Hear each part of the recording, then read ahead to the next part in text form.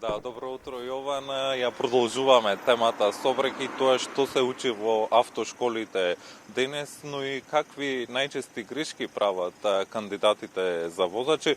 Утрово на оваа тема разговараме со Силвана Петров, стручен раководител и предавач по собраќај. Силвана, добро утро и добре дојдовте во Македонија на утро.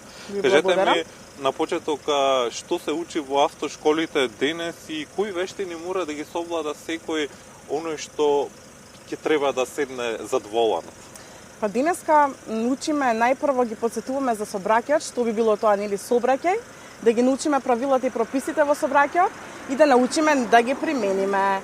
Веќе треба да бидат тие научени, но ние нели ги подсетуваме на таа возраст како да ја нели применат сообраќајната култура во сообраќајот. Силвана, кажете ми каков е профилот на кандидатите? Почесто доаѓаат млади кандидати или се што доаѓаат на возрастна граница? Најчесто ни доаѓаат кандидати од 18 до 25-6 годишна возраст, но се почесто имаме и кандидати кои што полагаат и во подоцнежните години, каде што веќе им треба нели за работа, каде што веќе категорија Б мора да имате за секоја работа. Како изгледа теоретската настава? Што е она што се учи во теоријата? Теоретската настава изгледа така да што се изведува во модерна училница, каде што учениците, да ги наречам ученици, во сообраќајот, кандидатите, учат преку предавања, преку модели онлайн тестови, каде што можат и онлайн да ги вежбаат своите тестови за полагање.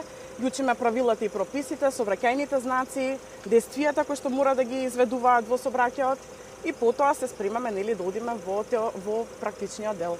Кога сме кај кандидатите за возачи, кои се нивните најголеми предизвици? Дали можеби тоа се сообраќајните правила, знаците или пак тестирањето? Па најмногу имаме проблем со совладување на крстосниците, дали е тоа во теоријата или во практичниот дел. Значи, правилата и прописите во сообраќајот во крстосница, каде што мора да ги научат оние правила, десно правило, крстосници каде што се применуваат сообраќајните знаци и нормално тука и мора некогаш да го почитуваат униформиран полициски службеник кога тој го има на самата крстосница.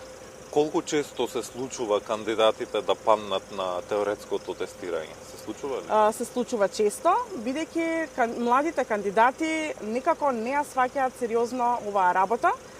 Тоа треба да биде процес кој што не треба да се брза, значи треба да се учи етапно и кај што треба нормално, редовно да се повторуваат оние тестови кои што ние им ги покажуваме, им ги учиме. Значи редовно да ги повторуваат во текот на денот. Така. Ајде малку да позборуваме и за практичната настава. Како се одвива истата, колку време се вози на полигон и колку во градска вожња? Практичната настава, значи најпрво започнува на полигонот, таму имаме возење 3 дена на полигонот или тоа се 6 моточаса, каде што кандидатите ги учат основните делови, прво на возилото и потоа основните действија, тргнување, застанување, примена на трепкачите, каде што ги воведуваме во возилото и сообраќајот, нормално да се упуштат и во самото возило со самиот инструктор. Потоа 3 дена одат на отворено 3 дена, каде што тука веќе го учат задржувањето на правецот и полека влегуваме етапно во сообраќајот, каде што при крај некаде од обуката веќе се спремаат за испит, каде што поминуваат и потешки крстосници со оние примена на правила и прописи. Кои најчесто грешки ги прават кандидатите во градската вожба?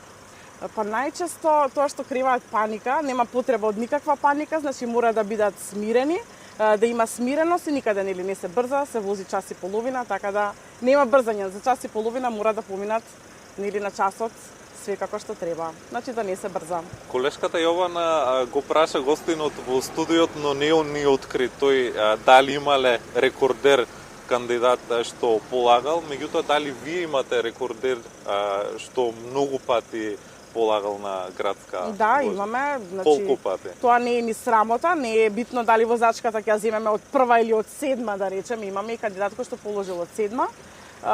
Но сето тоа треба да се свати сериозно, бидејќи возачката дозвола не е само да ја имам, туку тоа е процес кој што треба да се помине.